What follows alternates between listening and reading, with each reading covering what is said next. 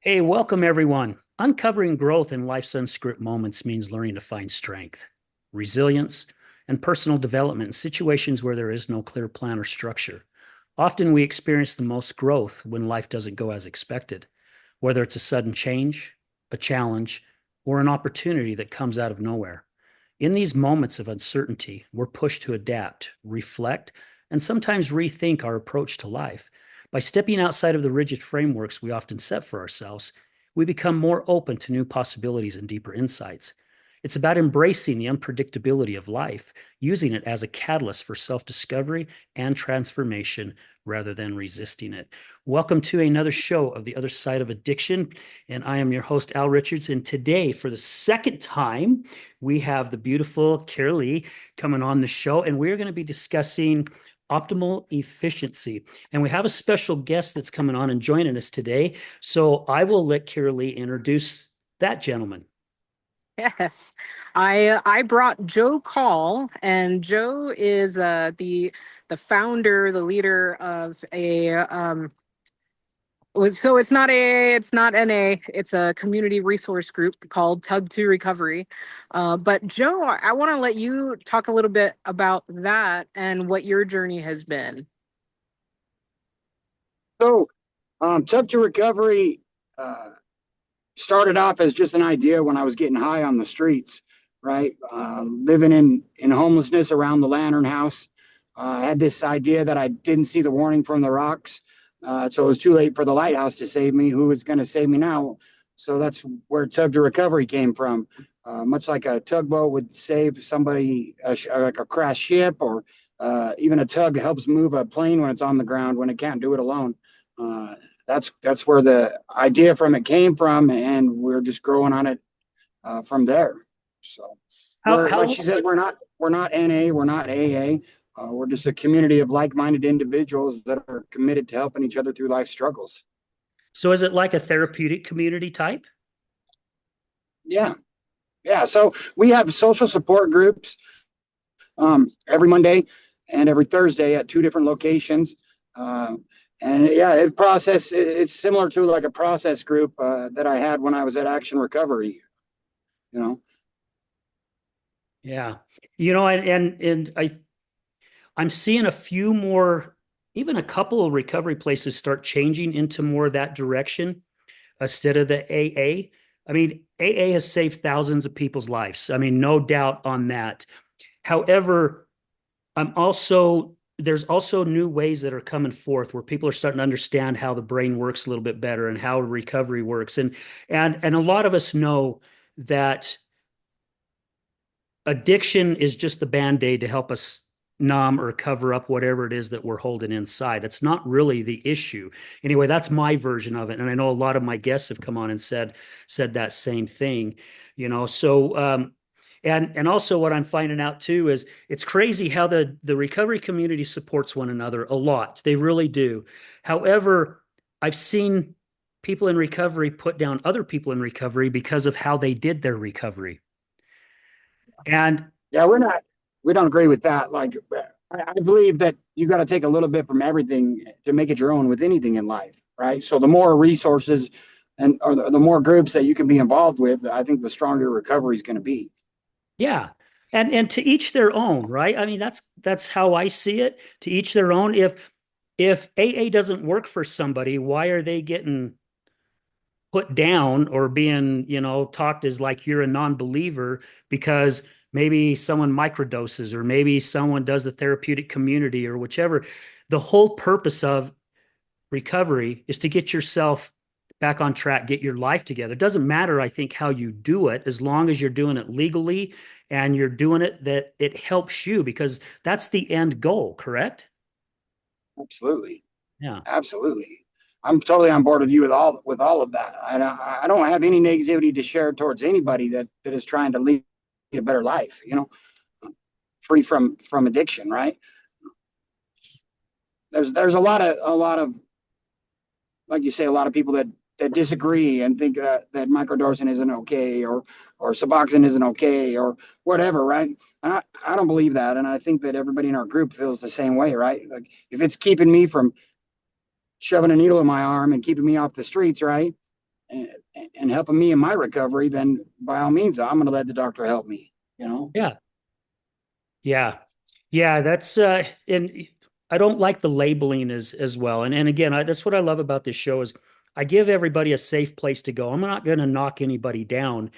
However, it's hard for me to go up and see someone that hasn't drank in 10 years and say, "Hi, I'm so and so and I'm an alcoholic." Because I don't look at them as an alcoholic anymore as if they've been sober for 10 years. I mean, long-term recovery possibly, but to still label yourself as an alcoholic when you're an alcoholic, that's like Yeah, spending 10 years in prison and then still going out and introducing yourself as somebody that's still a prisoner, basically, when yeah, really you've worked to get your life back on track and get your life going in the right direction. absolutely. Absolutely. Yeah, I'm going to share something because I've got a really good friend of mine in the back here who has been a part of Tug Recovery since the beginning. So I would like his input at any point if you're okay with that, because we kind of vibe really good off each other. But his name's Joey. So Hey, Joey, how you doing, guys? doing great. Thank you. So I just felt like I wanted to share that because I could just tell he's got some things to say, and I don't want him to have to be quiet. Well, if he's got something to share, man, jump on in before we get going with Kiralei. Absolutely, keep going. All right. So how long has Tug to Recovery been going on, Joe? About 3 years. I've Cool. been sober since October 22nd, 2022. So almost 3 years. I love it. Now, and And so, sorry, go ahead. I was just going to say, do you have a website or something like that that Yep. people can find you at? Yeah, we have it's www.tug2recovery.org, Okay. and that's the number two. So just like that.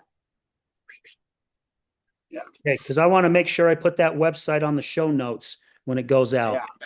And we also have a really big Facebook support group as well. It's private, but you can be a member if you just ask to be a member of it. It's a really cool place to get support from people, right? We have over 700 members right now. And where are you based out of? Ogden, Utah. Okay. Cool. Yeah. So we have right now we have meetings at two different locations every week. One at the Alano Club on 24th Street from 6 to 7. And then one on Thursdays at 3590 Harrison Boulevard from 6 to 7. And that's every week. Yeah, same time. Well, I really do appreciate you taking time out of your day to pop on. And I want to say thank you to Kiralei too, is, she reached out to me during the week and she goes, "Hey, I got this idea about bringing Joe on and this is what he does." And I'm like, heck yeah, man, the more the merrier, right? Absolutely. That's what I love about having this platform. It's a platform for other people to at least get themselves out there and let people know that there's other recovery places out there because they're popping up like crazy. It seems like, and unfortunately, it's needed. Absolutely. It's just, I can get emotional talk about it because we're losing too many damn good people. Yeah. Way too Yeah. many people.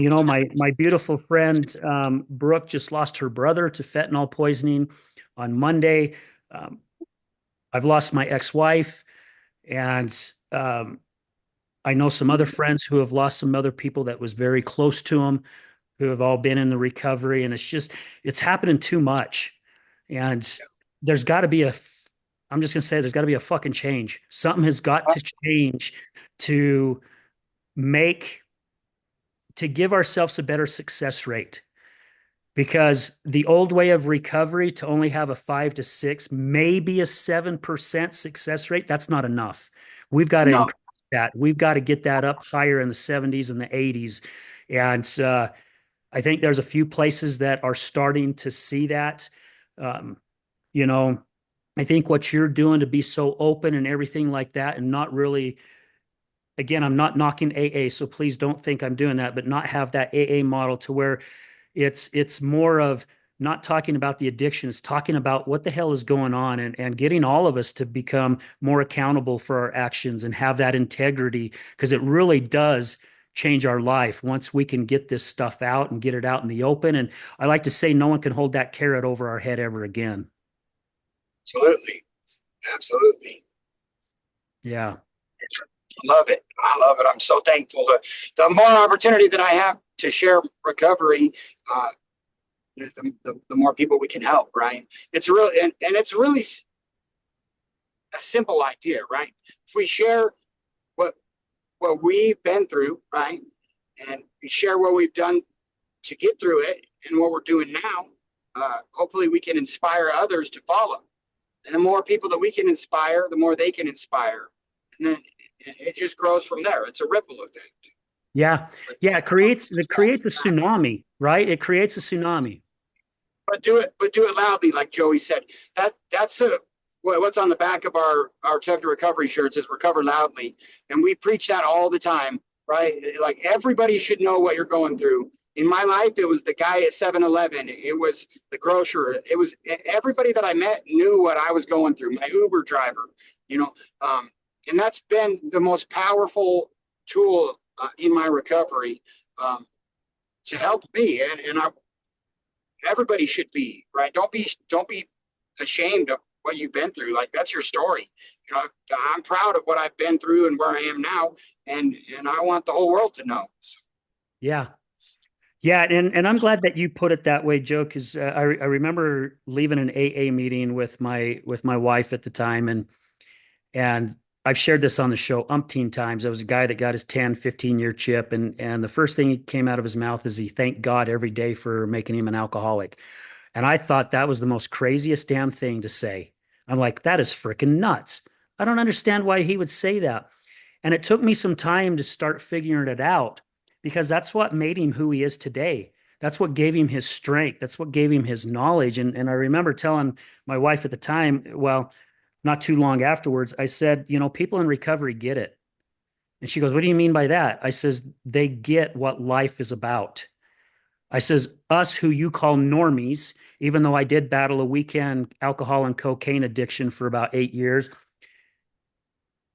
we still don't look at we don't understand life. You guys have lived through the depth of hell. You guys have been on the streets. You know, um, you've withstood a lot of things most of us will not ever understand ever unless we're in those shoes. And then you see the success that comes out of it, and you see the love and the understanding and the joy of life. I mean, that's why I love doing this show because I'm learning from all my guests and I'm going, holy crap, man, this is how we're supposed to look at life. Maybe I've not been in their shoes or have gone through what they've gone through, but hell, they're teaching me some really good stuff here because life is happening for us and not to us. And as soon as we understand that and release all that bull crap, life really does turn out to be amazing. Not saying that it still doesn't throw us shit balls because it will. That's how life is. We're going to have challenges. I've just had some challenges the first quarter of this year myself, losing my leg, and then I 4 weeks later I lose my ex-wife, and but it's what shapes us. If we sit and either wallow in our pity and end up going back to our addiction, or we go, okay, wait a minute. What can I learn from this? What strength can I gain from this? What blessings are there? And sometimes these blessings are very, very small. I've been living with my daughter because I couldn't go back home and live by myself with the amputation of my leg. And I've been able to, she's remodeling her kitchen, and I've been able to go up and help her put new cabinet handles on and help her put baseboard on and things like that. That is time I've gotten to spend with my daughter that I would have never gotten before if I wouldn't have had my leg amputated. So that's kind of how I'm looking at life. And I look at it the same way that people in recovery do. It's one day at a time. That's all I'm doing is one day at a time, and I'm letting life happen and rock and roll. Ooh, I love it. Love it. Well, Kiralei, do you have anything you want, or before we jump over to you, Joe, do you have any final thing that you want to throw in there? And of course, feel free to, once Kiralei gets going, to jump in as well. No, I'm just excited to be able to share about substance recovery with others, and yeah, I feel like we touched on a lot of it, so I'm good. Okay. Well, and if you're interested, if either one of you are interested and you guys want to come on the show individually to tell more of your story and talk about things, just reach out to me. Kiralei has all my information. Reach out to me, and we would have to. It would have to be till August. We're booked all the way out till August, but we could get you in on August, and because I love hearing people's story. And you said it earlier, Joe. People using their voice starts that little Yeah, ripple effect, man, and it allows other people to go, by gosh, if he can tell his story, so the hell can I. absolutely. Yeah, I'd love to. I'd love to come in and share more about it. It's been about 3 years since I did one. I did one with Casey Scott when I first got sober and started Tub to Recovery. So it'd be nice to do one now. Um, uh, here we are today, right? Yeah. Okay. Okay. We'll get together and we'll get a date scheduled. So we'll make sure that happens. Right on. Thank you. You bet. Kiralei, what's your take on all this? And I know you want to go into some deeper stuff because we didn't quite finish the last time we had you on the show. And I doubt we'll get to an ending because you're way too easy to talk to. But I do want to say about Tug to Recovery. I was invited to the group because someone thought, "Hey, I think you could help these folks." And I sat there listening to the healthy conversation, and I said, "No, I think I need them." And so I just kept going back. This is what I do, just to recap a little for those who may not have caught the other episode. I help leaders avoid burnout. I like to use the skills that I've used when working with the government on large projects and doing people care to help others, because sometimes it's the things get tangled. They go between life and our livelihood. Um, and so what I wanted to share today is a technique that I shared with you, Al, the first time we met. It wasn't recorded, but this is a technique I built when I worked for the Air Force to help myself address my distractions. Because, like I said, sometimes you start ping-ponging between things and you just need to focus on one. So this technique worked so consistently for myself that I did human experimentation on my friends and coworkers. And because I worked for the Air Force, one of the feedback I got many years ago was, "Okay, Kirley, you use clever language to help me and it worked. But now I'm worried that you're using clever language on me when I'm not paying attention." And because I'm so big on people having that autonomy and consent, that I modified the technique so that now, and for years, ever since 2002, this is true. People do not need to share what they're working on because they're not sharing any private details. I cannot lead them anywhere. So they stay in power the entire time. Um, and that, Joe, is what I've had the opportunity to share with you. But if you're willing to be the volunteer, what do you think? Let's Are do you it. are you open? So here's Yeah. what I'm going to do. Because you're not going to share any private details, I'm going to ask two questions. You don't have to tell me which one you're working on, but when you've got a situation in mind, just let me know. So question one, is there something you really enjoy that you would like to enjoy more often? Some people pick things like, I went to an event with my kids and I feel like those times are too fleeting. Or question two, is there something that you would like to experience less? So something you feel like is holding you back. The idea is that you pick the thing that's just top of mind for you. Do you have a situation in mind? Uh, You don't have to tell me what it is, but did something just pop into mind? well, yeah, two things. So Okay, pick the bigger one. pick the bigger one. Yeah, Something I'd like to do less of. sure. So something you would like to be less of an issue. Um, what? Um, something, something, or something I'd like to do more of. Yeah, Right? right.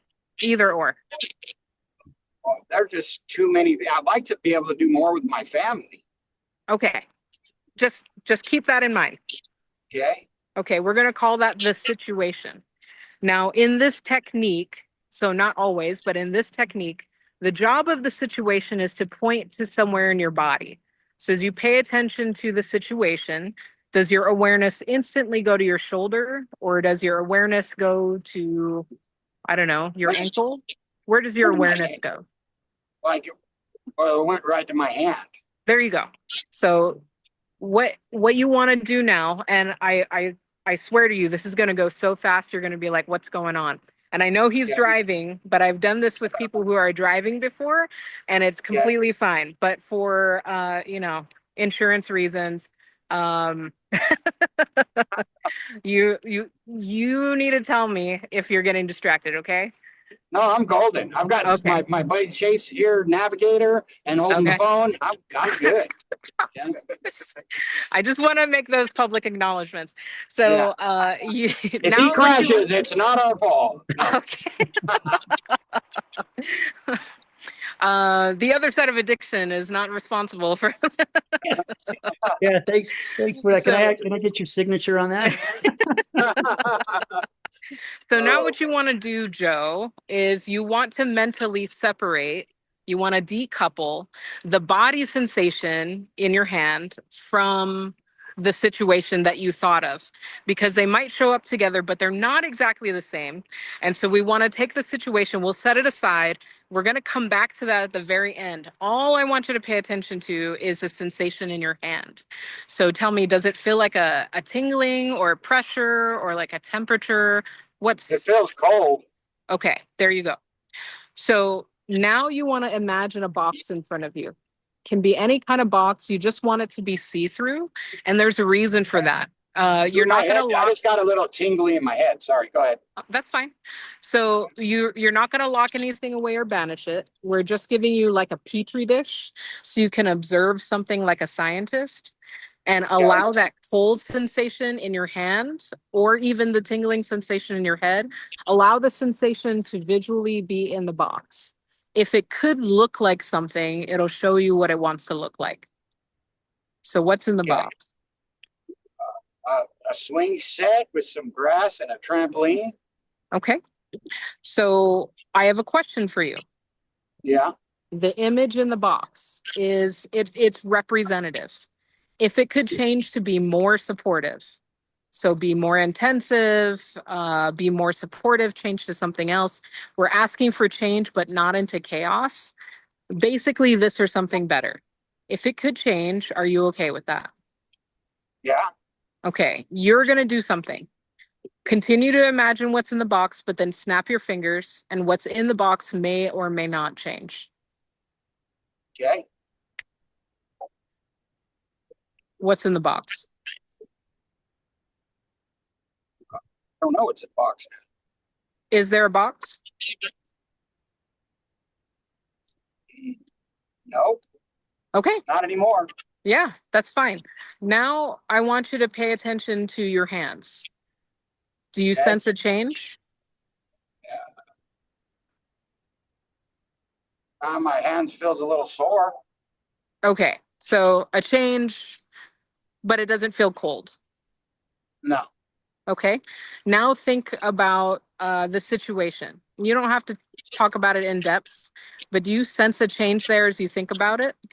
Now, it doesn't change facts, but your point of view might change, roles might change, or ideas may come to mind you hadn't had before. Okay. Do you sense a change? Yeah. It's And coming. and that's all there is to it. That's the complete process.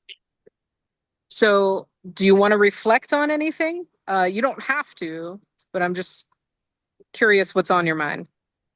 Well, now I can't stop thinking about that swimming pool or that nice grass in the backyard. Like, that's what I can't stop thinking about. Or the What little sand lot playground in the back. what changed about it for you? It feels more realistic now. Okay. So, what you have all seen and what you've experienced, Joe, um, is it's how I introduce people to this process, because sometimes we get really balled up in something. And what this does is it allows people to kind of relax. Because when we're thinking about something and we're feeling something at the same time, either we feel like we have to disrespect one part of ourselves to make progress in the other side, or we just don't touch it at all. So when I teach people this technique, it shows them, oh, I am able to pay attention to one thing at a time. But in this process, we pay attention to the body energy first, and then we go to the thoughts. And you see that, oh, well, that changed really fast and easy. And it gives you the idea that, oh, maybe we can tackle something bigger. And so when I work with people, the next thing that we do is I teach them to make a list of things that are distracting them. Either it's distracting from work or it's distracting from life. But I teach them to take care of it on their own. Now, Al, you've experienced this many, many months ago. Having seen it with someone else, what do you think? I like seeing it with someone else because you can actually see how the process is going. Right. And it's been so many months ago too since we did mine. I don't even remember where it went. I do remember a different sensation coming over me, which was really cool. So when I went through all my medical procedures, I mean, I had those 5 surgeries within about a very short period of time. So all that medication really messed up my head where I forgot a lot of stuff. Mm. And now that I've got off all the medications and everything's good, I'm slowly starting to get my memory coming back. But and it almost sounds, and Kiralei, please correct me if I'm wrong on this. Watching you do this with Joe, it was reminded me of allowing ourselves to go through the emotions or our thoughts, whatever is happening, and allow them to just flow instead of bottling everything up. Is that kind of like what that whole process is about, to recognize what's there and just allow it to flow through you? That can be the outcome. So when I say I like to help leaders avoid burnout, one of the things that we do when you're a high performer is you do everything at once and you do it at intense levels and you do it for a long period of time. So for people who are able to slow down, they might do this naturally anyway, but it allows people who are full on all the time and juggling things, it allows them to very naturally, without force, address one thing at a time without knowing it. So and like all leaders, once they know it's possible and, oh, this is not going to take forever, then they naturally just kind of click into gear and they're able to access that more often. So I guess what it attempts to do is not grind gears. Okay. Very simple. Yeah. I'm not gonna lie. At the same time, I was thinking about something I want to do more of. It was motorcycle riding, but I don't even have one yet, so I couldn't use that one as an example. So. But it's basically like the sensation. When you use this technique, even if it's something like motorcycle riding that you don't have right now, it kind of taps into when you address the body sensation and then you go back to thinking about motorcycle riding afterwards, sometimes ideas will come to mind on how you can make it happen. You know what I mean? So instead of saying, well, I don't have it, so I don't get to think about it, let's just say, like it puts that, uh, not a shiver down your spine, but just like that irritation, the vinegar in your bones, like, but I don't have a motorcycle. So when you can address that sensation, then it's no longer about irritation. Sometimes like just that it's that shower moment where you get an idea. See, but So I don't get irritated about it. I'm like, when I get my bike, I'm like, it's gonna be the one that I waited for forever, you know. yeah, So I don't feel that way about it, but I understand what you're saying. yeah.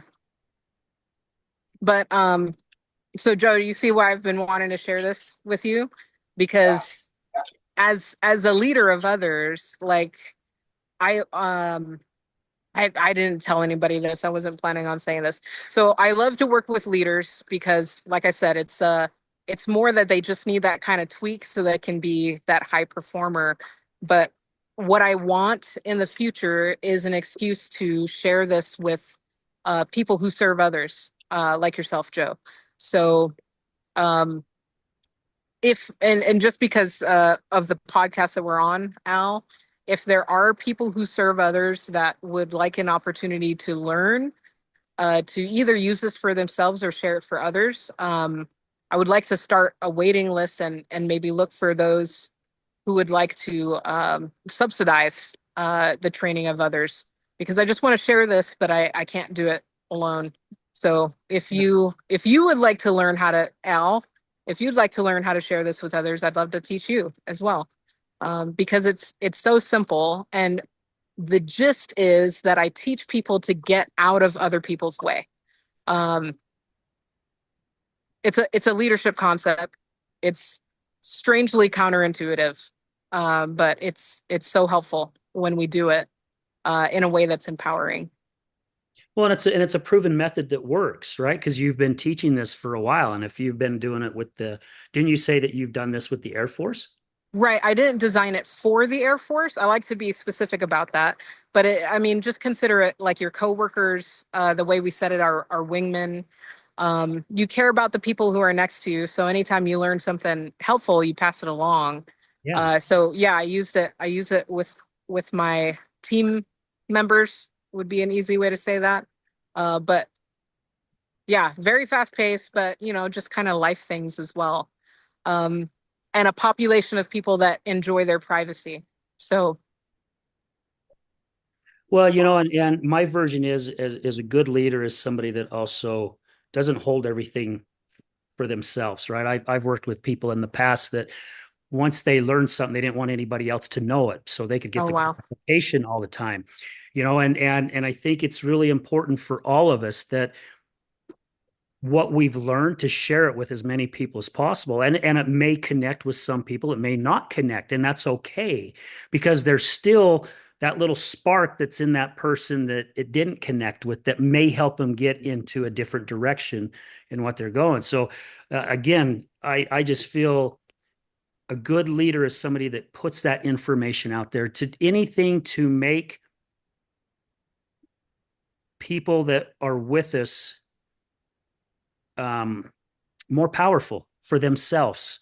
Not powerful as, being better than the other coworker, but powerful for themselves because we can all learn from that. And I think when we are empowering ourselves, again, for those that see it, they start empowering other people. And the more that we do that, I think we'll start seeing a little more of a change in society.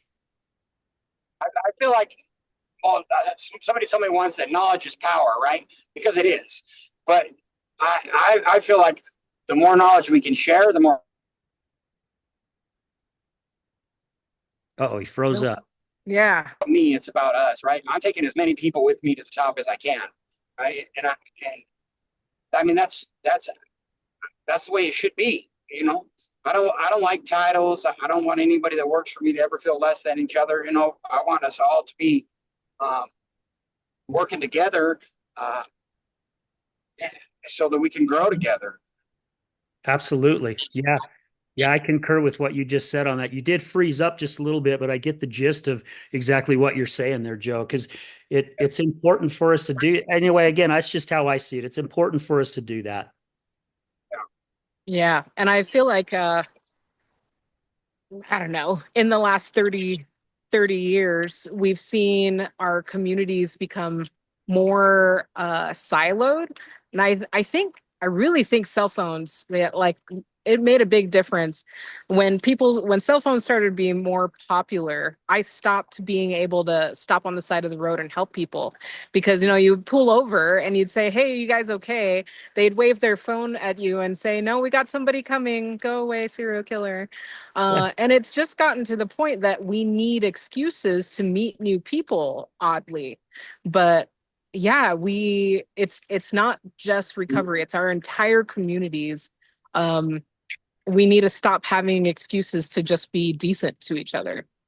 Yeah. Amen to that. And I want to throw something out there also when it comes to sharing the knowledge, like what Joe was speaking about, and I'm not a religious person. I'm more of a spiritual person. But if you go back and look at the times when Jesus was, first starting to go out there and look for, his disciples and spread the word, what would have happened if he just kept it to himself? Mm. None of that would have spread as big as it did, right? And it's history, and I mean, there's writings about it, and I'm looking at it as the same way with all of us. The more that we're able to go out there and spread the word and share it, the bigger it's going to continue to grow. Just a thought. Yeah.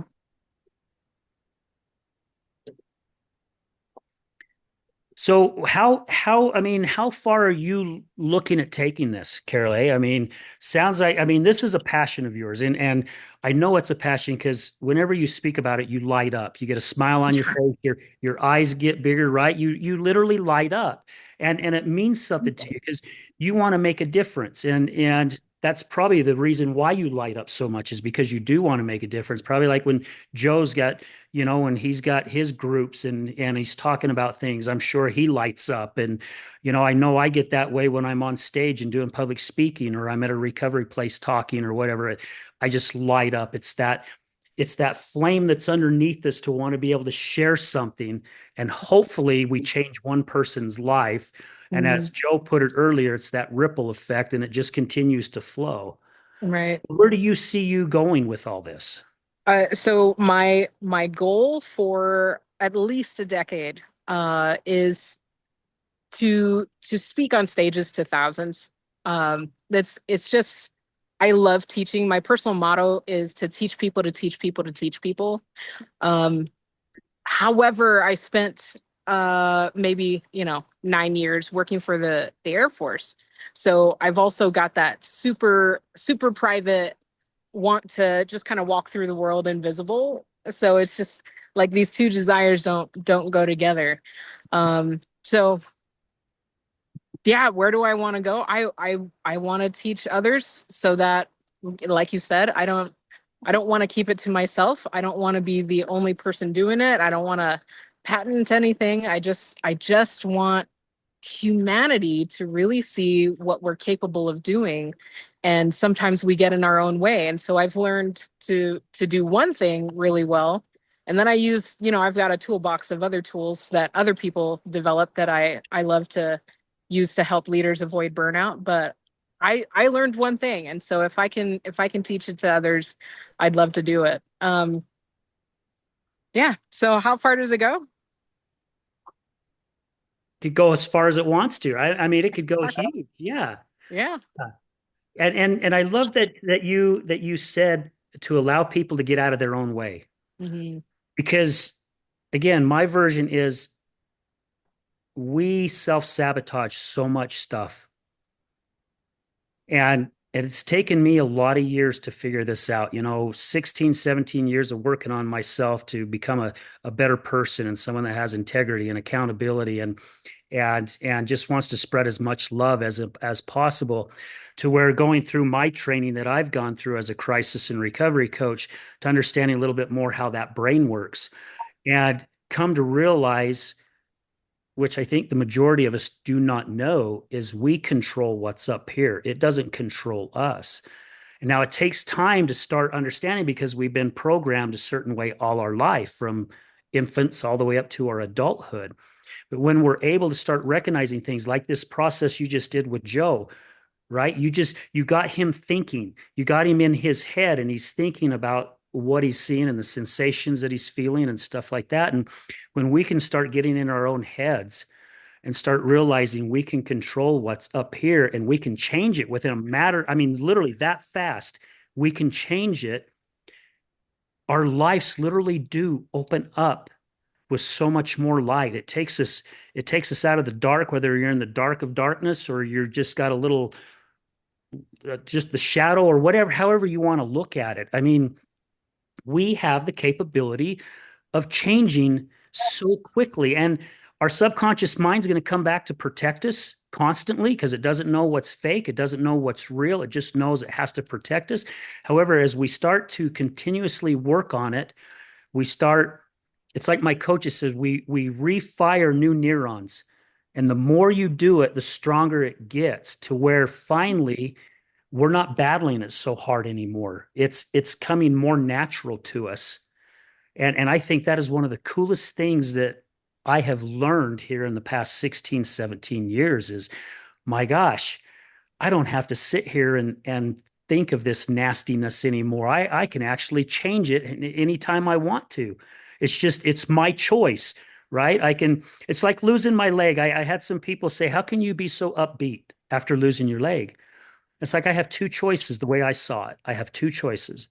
I can sit and feel sorry for myself and wallow in my own crap and go, my life is over. Or I can go, you know what? This is a new chapter. I got the pen. I can rewrite it any way I want to fricking write it. And I think I'd rather write it in a positive way. Absolutely. I love that you say it that way. It sounds so similar to something someone said to me recently about their own life. So things were going good, and then it went like all of a sudden. And they said to me, it's weird how everything can change in a day. But then they turned it around and said, but you know what? Everything can change in a day. Saying that, it went down so fast, but it can go up as well. And I think what they were trying to talk themselves out of was that doom loop that, of just the bottom out and you feel like you can't get out. But to recognize that things were good and then they went bad and it changed in a day. Yeah, hey, things can change in a day. Yeah. Yeah. That's And been sticking with me. that's very well put. I mean, it really is. I had a thing happen to me year and a half ago or so, and it really put me in a slump. And I mean, I was in a slump for about 14 days. And people that were close to me, especially like my mom, she's like, "Are you okay? There's something wrong with you." And I says, "I'm just allowing my emotions to take its course, right? I'm just allowing everything to flow." And how you just said that is so freaking true because I remember waking up. It was actually it was a Sunday morning. I remember waking up on a Sunday morning, 5 o'clock in the morning, and I'm like, my hell, I feel freaking amazing. I feel wonderful. 14 days of living in kind of like agony and just allowing my emotions to go through to wake up that very next morning like it never even happened. And I was so excited about it. I got up and started getting my backpack and loaded up my stuff and took off and went on a hike, and it was just so cool how quickly that happened. But again, I allowed my emotions to take the course instead of trying to figure out how I could get rid of it or whatever. And it can change so quickly. I Mm. mean, it can change 30 seconds from now, Yeah. and it can happen anytime. That's why I like to say we have to live in our moment. Whatever's happening right now in this moment, we have to love it or not really love it, but accept it and flow with it because 15 minutes from now, something amazing can happen or something very devastating can happen. It's life. Yeah. So I just want to go back to that process that I share with Joe. I call it the transformation box. There are other people who call it the trauma box because of what they use it on, but it can be used on anything, good and bad. But like we use a snap, and just like you said, things can change very quickly. But what I want to bring attention to is what you just said. Like you allowed yourself to be somewhere for 2 weeks, 14 days in a low point, and it wasn't wrong, and you recognized it, and then you experience the other side really quickly.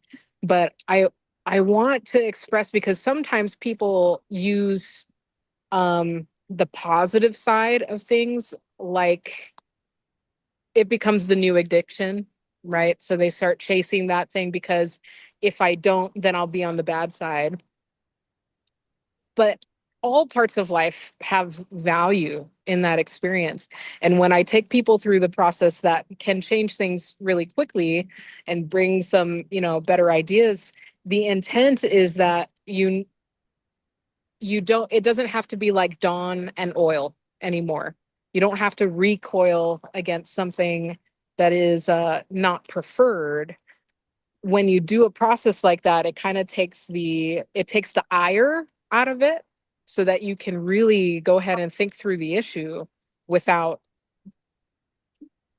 the counterproductive piece. You know what I'm saying? So I just want to make sure that this was a good opportunity to bring up that it's not meant to be like an antiseptic. Well, it's not meant to be a numbing agent. It's meant to address a piece at a time so that you can actually go through and do what sometimes is hard work, but after doing a process like the transformation box, it may not be as difficult as it was before. Yeah. Or you can go places you wouldn't allow yourself to go before. So And thank you for sharing that. Again, it's firing those healthier neurons, you know. It's and it's crazy how it works. I know in my coaching session, they asked everyone who brushed their teeth with their right hand and said how many people do it, and the majority of the class come up and they said how many people brush their teeth with left hand, and I think maybe one person did it. He says, okay, so your homework is I want you to brush your teeth. Those who brush their teeth with the right hand start brushing your teeth with your left hand for the next 7 days, and vice versa. And then we want to hear what happened when we come back to class, right? And it's so crazy because I did it and I had freaking toothpaste all over my chin, on my cheek. I was missing my mouth, which you think, how do I miss my mouth? Right? It's so natural, but I've been brushing my teeth all my life with my right hand. I actually went a total of 12 days. And by the 12th day, I was getting to where I was starting to brush fairly quick. And it's because I was retraining that brain and those neurons to do something in a different way. And the more you do it, the stronger it gets. And so, like with the process that you're talking about and what you did with Joe, the more we start doing that, right? The quicker you even mentioned it, the quicker it starts happening for us, and the easier it starts happening for us. And literally, it can change our life as well. mhm. Yeah, cool. Yeah, Thank you. So if you guys want to see a really good video, check out the backward bicycle. Pull it up I've on seen YouTube. that. Oh yeah, if Joe hasn't seen it, pull up the backward bicycle. It's a really cool short little clip about how the brain works and how we can retrain it and stuff, and how quickly kids who are much younger, how quickly they learn Mm, from doing new things. And it's because their mind isn't as fogged as ours with umpteen years of being programmed different ways, and it's easier for them to switch. But it's a very good video, and it's something they shared in our training as well, just to get us thinking about how the brain works and how it fires. And your whole process, I mean, basically I'm watching it happen with Joe, and it's just I'm watching him think as you're asking him these questions. It goes back up here, right? I mean, it really does. It comes right back up here is how we want to perceive what we're seeing. yeah. Joe, had you seen the backward bicycle before? I have not. It's really weird. What they did is they put a gear, I think, on the handlebars so that to turn right, you actually had to turn the handlebars the opposite way. But what it also did is it messed with your balance as you're pedaling.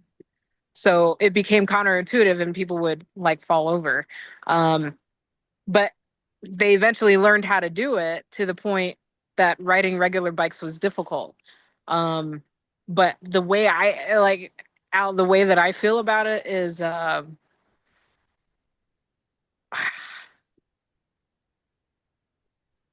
okay, fine. So recently I was diagnosed with PTSD. I wasn't gonna bring this up at all, but it messes with stuff because um where I love helping people, I'm finding myself in a position where I need some significant help. So I've got, I've got these master's level skills, and then I've got these like third grader skills. And they're like the gears are so like the shimmy of the incongruency is so large that I've learned how to drive my car that way for my entire life. And now to even it out, whether it's raising one side or lowering another, to balance it out, like the controls are now different. The way I use the brakes is completely different. Everything's different, which makes it feel wrong and just kind of turns my life upside down. So thinking about that backward bicycle, I'm like, okay, I can figure this out, but it's a Yeah. big problem right now. It's Bet. anyway. Well, thank you for sharing that, because again, that's something that we have to relearn and retrain, right? Once we know. I mean, I don't want to. I'll throw this out there too. It's like me missing my leg. You have what they call phantom pain, and phantom pain just doesn't necessarily mean pain. It means my brain still says I have a leg there. I still feel my toes. I can look down when I have my temporary prosthetic on and look at my toes and concentrate on flexing my toes, and my toes are flexing even though they're not there. And I know they are because I can put my hand on my calf and I can feel my calf muscle flexing as I flex my toes. Wow. It's That's it's neat. it's the craziest thing. So I remember going through therapy. They're like, if you have to go up and go to the restroom at night, get on the edge of your bed and just stop and think for a while, because your brain still thinks your leg there. And we've had a lot of people injure themselves because they get up and think they can walk, and down they go, and then they damage their leg and they have to have another section amputated or whatever it may be. So yeah, it's this whole new learning of life, like what you're going through. Your it's like jumping in a car in the UK. Now everything's on the right hand side instead of the left hand side, and so it's what's cool about this though is it's all freaking possible. It is all possible. I met a beautiful lady who she called herself the vertical blonde. She's at the gym. She's in a wheelchair. She's paraplegic, but she's at the gym every day and she's working out her upper body. And, she's this tiny little thing and picks up a 12-pound wheelchair and tosses it in her car. And just to be able to see, and she drives herself. She just went on a solo trip to California by herself. And to see the change she's had to make in her life, to where she can't even stand up on two legs anymore, but the change that she's made in her life. So, what I'm trying to say with this, so our listeners understand the resiliency that we all have inside of us is so freaking strong. All we got to do is unlock the freaking door, unlock the lock, and open it up just a crack. That's all we need to do to start it. And that Mhm. sets us off in a whole different direction. Love it. So, Before you go on, Joe, I yeah, notice, just because I know your group and I know what you had in your hand there, the Yeah. little flyer about Tug to Recovery. I Yeah. want to hand that over to you. Yeah. I just was pulling that out of my room. Yeah. So this is our little flyer. That's Tug to Recovery. Right. This is us. I love it. Yeah. But Um, they're my group. This is one of my favorite meetings to go to. I go to others, but yeah, it's open format. But everybody there is real serious about their own sobriety and their own thriving. And I can't love them enough. that We sounds cool. love you. Well, thank you for taking the time to share with us today and have us on your show. Yeah. Thank you, Joe, and thank you, Kiralei, for coming on and taking time out of your guys' afternoon. And yeah, it's hard to believe we come up on the hour already. It goes by so flipping fast, and I'd love to Yeah. chat more of it. I got to go to my clinician um, to go look at my prosthetic stuff. I meet with them every week because my leg changes so quickly Wow. during this healing process. But I'd love to have Joe, if you would, Carolee, please reach out to Joe, give him my information. I'd love to have him come on the show. Your passenger, if he wants to come on, it was oh my gosh, Josh, Joey. Joey, have Joey come on if he'd like to come on and mention and yeah, if you could even get a picture somehow of your flyer, I'm more than Yeah. happy to even post that on my social media. I really do feel that we all need to be out there to support one another because the more that we do that, this isn't a competition, right? It's about No, all of us wanting to change lives and whatever it may take, and let's get it out there and share it. So I don't have a problem sharing anything that you guys have as well to get it out there. absolutely. I'm the same way. Awesome. Well, any last final thoughts of wisdom that you guys would like to share before we sign off? We'll go ladies first. Kiralei, you have anything? No, no, it's a phenomenal opportunity to know you, Al, and Joe. I just appreciate what I gain from your group. Anything, yeah, people need to know. Absolutely. Absolutely. Well, I'm grateful for our friendship and for the introduction and just to everybody out there, remember you don't have to do it alone. Absolutely. And I love that you said that, Joe, because we cannot do it alone. There's no way we can do it alone. We have to have help from others, no matter what it is. I mean, even some of the greatest athletes out there still have coaches that they work with to help them. So we all need that guidance. Well, guys, again, thank you so much. I appreciate and love and appreciate you guys. And thank you to all our listeners and all our future guests and our past guests for being a part of this. You guys are the ones that's making this show a success. Very, very grateful for you. And remember this, addiction is giving up everything for one thing, and recovery is giving up one thing for everything. We're out.